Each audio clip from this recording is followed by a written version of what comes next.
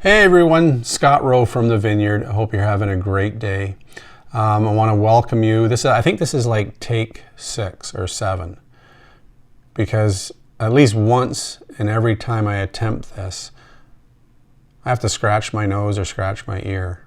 And I know you're not supposed to touch your face, so I'm doing my utmost not to this time. So bear with me. Just a few words I want to share with you right now. As you know, it's been quite the week we've had throughout Canada as we've come to grips with this pandemic of the coronavirus. It's basically and how it's impacted our lives.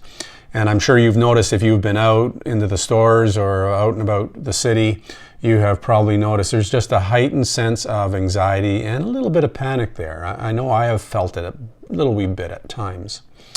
So as the situation increased during the week, the calls for people to monitor their own health and also to avoid social gathering went from what they are doing to what we now need to do. And the reality is, what they're calling for is that we need to minimize to the best of our ability our social contact in larger gatherings. Because if all of us do that, the virus will diminish. And so that's what we want to be a part of that. So what this meant was that any organization or institution or business that brings people into close contact in those larger gatherings need to recognize their responsibility to discourage such gatherings at this time. And that includes churches as well. So yesterday our staff met in the morning to look at everything we are engaged in, to assess the risk and to make some difficult decisions. Now, how we based those decisions was asking the question, does this service that we offer to people, does it absolutely need to happen? You take, for example, our Sunday morning service. Is there an alternate to meeting in a large gathering on Sunday morning? And yes, there is. We could do a virtual online service like that. We could also meet in smaller groups in our home churches and get together that way. There are those things that we could do. But when you consider something like our ministry of Urban Hope, there we have folks who come and we serve lunches there. We offer free clothing. And for those people who come to Urban Hope, that could be the only meal they have that day. So that takes a higher priority. That's given a much higher priority. So with that in mind, what we did was we have made the decision to cancel our Sunday morning celebration services until further notice. Now that sounds like it's indefinite. It is not. We are going to be assessing this on a week-by-week basis, and we will be posting every week and sending out notifications as to where things are at with our Sunday morning services. So please be checking your email inbox and also checking our website, which is thevineyardchurch.ca. What you need to know is, while I am recording this, our AV team is hard at work right now, just getting things prepared to do a virtual live stream service tomorrow morning, which will take place at 10 a.m.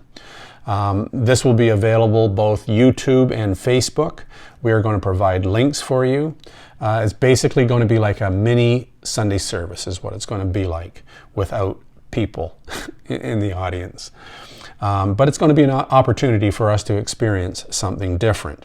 As well, following that at 11 o'clock, I'm going to be going out with some door hangers, and we're going to be praying for households and just leaving a door hanger that says, "We have prayed for you, we love our neighbors, we love you, and we are thinking about you." So if you'd like to join me on that, I'll be heading out at 11 o'clock. We're also doing a food giveaway, and that is, we're taking all the precautions necessary to make sure that is done with the folks in mind that we are going to be going to those houses.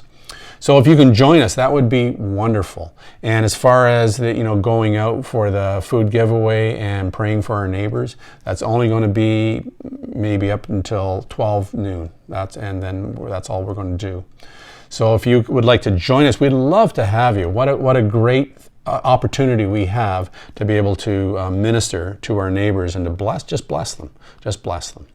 So in the meantime, I want you to reflect on Jesus' words that are found in Matthew's Gospel. And it's right at the end of chapter 6. And I'm going to read to you from the Message, which is an earthy type of version of the Bible. And Jesus says these words, and I think they're just as relevant today as they were when he said them. And he says this: give your entire attention to what God is doing right now, and don't get worked up about what may or may not happen tomorrow. God will help you deal with whatever hard things come up when the time comes. Those are beautiful words. And so I want you to remember, we worship a God who has given us new life, and with that new life comes a new perspective and a new way of thinking. And we remember that God is our provider, and He will care for you. He will care for me. So we can take a deep breath because God's got this. Bless you guys, and hopefully I'll see some of you tomorrow.